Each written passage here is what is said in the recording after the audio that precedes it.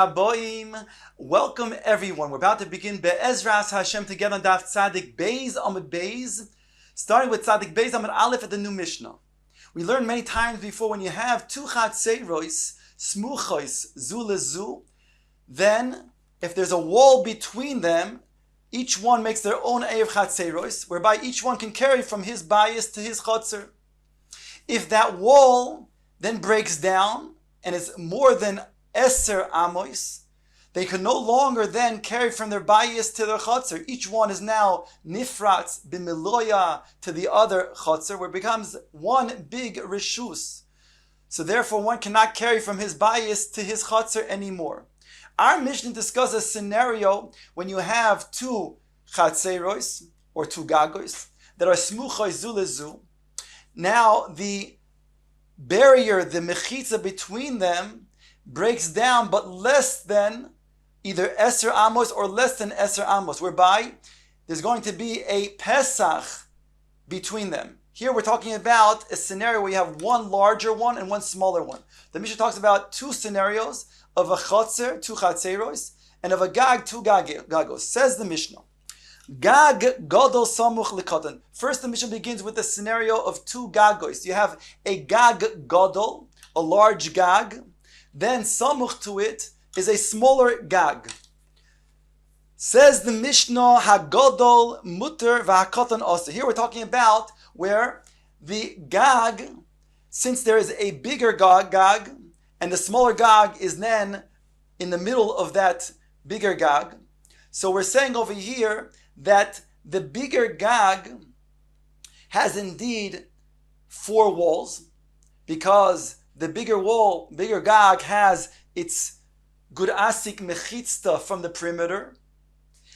Then, since it goes in, before it then goes into the smaller gag, you have what's called petzitzim, which means that you have, again, a Pesach essentially. So therefore, the bigger gag essentially has four walls, whereby it can carry from its bias to the gag.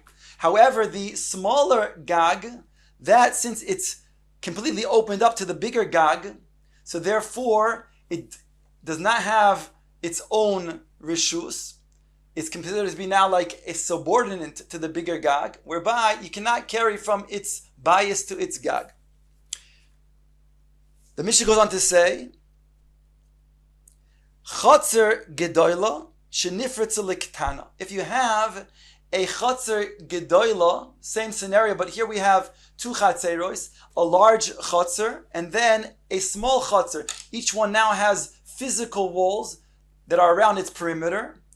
And again, the same thing, gedoyla muteris. The larger chotzer is going to be muter. Why? Again, because the same reason. It has really four walls. It has the three big walls, and then it has the fourth wall, which is really a Pesach, because even if the wall between it and the smaller chutzner broke down, it was breached, but we're talking about where it's 10 amos or less, whereby it becomes a Pesach. So since you have petzitzim, you have parts of that wall that are still there, only the rest of the wall was breached, which is again 10 amos or less. So essentially you have four walls for the bigger chutzner. So then they can carry from their bias to the chutzner. However, Viktana Asura, but the small chotzer would be prohibited from carrying from its bias to its chotzer, because we view, again, the small chotzer as an entrance way to the gedoyla. The small chotzer now is open b'milua, it's nifritza b'milua to the bigger chotzer. It doesn't have that fourth wall at all, and therefore that smaller chotzer is subordinate. It's an entranceway to the bigger chotzer, whereby you cannot carry from the bias of the small chotzer to its chotzer. Says the Mishnah, asking the following question: Lama li lemisni tarti? Why does our Mishnah teach both scenarios of gag and of chotzer? Says the Gemara, L'Rav ketani gag dumi de chotzer. According to Rav, the Mishnah taught gag is similar to chotzer. In which way is it similar? Ma chotzer minkara mechitzta, af gag nami minkara mechitzta. Rav says, just as the chotzer has physical walls that are nicker, that are able to be observed, And therefore, we learn out the gag also must have mechitzas that are nikaros, whereby the gag only around its perimeter has then walls, because in the middle of the gag, underneath it, where you have a separation of the batim, that's not nikar. But the edges of the gag, beneath it are the walls, that's considered to be mechitzot nikaros, and we say gud asik mechitzta, whereby there's now halachic walls around the perimeter of the gag.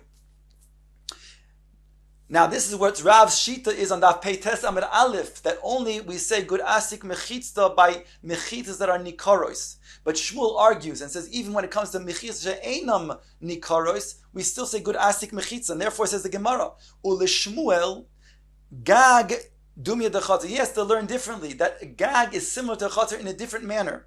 Ma chatzar de kadarsi larabim, af gag dami de kadarsi larabim. Just like a chatzar, the chatzar specifically is talking about a chatzar where there are many that trample, that go through the chatzar. So too, the gag is such that it also has many that are trampling, that are walking on the gag, whereby even Shmuel would say you don't say gud asik mechitzta in that area between that, which would be ein nikaros, between the gag aleph, the bigger gag, and the smaller gag, because that is now trampled, that's being walked upon by people, whereby we don't say gud asik mechitzta. Says the Gemara, Yosef, Rabbi Zera, Rabbi Barachanan. The three sages were sitting together. V'Yosef Abai Gabayu, and Abai was sitting next to them. V'Yaspe v'Kamre, they were sitting and they said the following: Shma mina mimas nisin. We can learn from our Mishnah that states that this small chatzar is a Pesach, is an entranceway to the bigger chatzar. The following principle: Diyari gedoyla baketana, vein diyari ketana bagedoyla. The residents of the larger chatzar are moishel. They are the ones who draw the residents of the smaller chatzar, and not vice versa. In other words, the smaller chatzar is subordinate to the larger chatzar. Ask the Gemara Ketzad, in which way, how? So now the Gemara gives us 5 different ramifications for this principle. The first one, Gifonim begedola osur lizroy esaktan. If you have grapevines in a large chatzar, you cannot then go ahead and plant other seeds in the smaller chatzar, because since there's a problem of kiloi karim, kiloim, the fact that you have an admixture of kiloi karim, the mixture of a vineyard of grapevines, because since the smaller is drawn after the gedola, and the gedola has grapevines, you cannot plant in the smaller ones as if you're planting together with the grapevines. V'im zora, and if a person did plant in the smaller chatzar, zroin asurin, then those seeds are going to be prohibited. They're going to be aser behano. Says the Gemara in Daf Tzadik Beis, Amud Beis at the top. Gefonim mutarim, but the gefonim, those will remain mutter. They were in the bigger chatzar. So even if one planted in the smaller chatzar, granted those zroim are going to be prohibited, but they will not affect the pre-existing grapevines that were already in the bigger chatzar. In the opposite scenario, gefonim beketano, mutter lizroi es hagedola. But if the gefonim, the grapevines, were in the smaller chatzar, then it would be permissible to then plant in the larger chatzar, because again here the smaller is not going to be, the larger will not be drawn after the smaller gets drawn after the larger. So over here it would be permissible to then go ahead and plant the seeds in the larger chatzar. A second ramification, isha begedoyla veget bektana, if a woman is in a large chatzar. Now a woman can receive her get either in her hand or even in her own chatzar. Now according to this opinion, she has to be standing in her chatzar to then receive the get. So it states if she is standing in a larger chatzar, the get is then thrown by her husband or his shaliach into the smaller chatzar. So then she's misgareshes, because again, the small chutzner is drawn after, it's subordinate to the larger chutzner. So therefore, it's as if she now received the get in her own chutzner.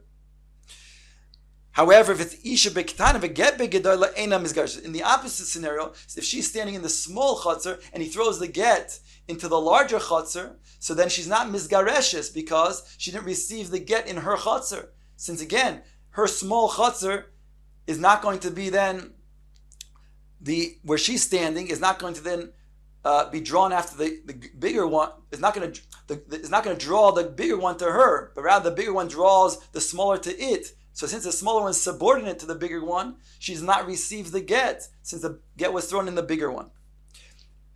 A third scenario, tzibur begedoil v'shlech tzibur bektana.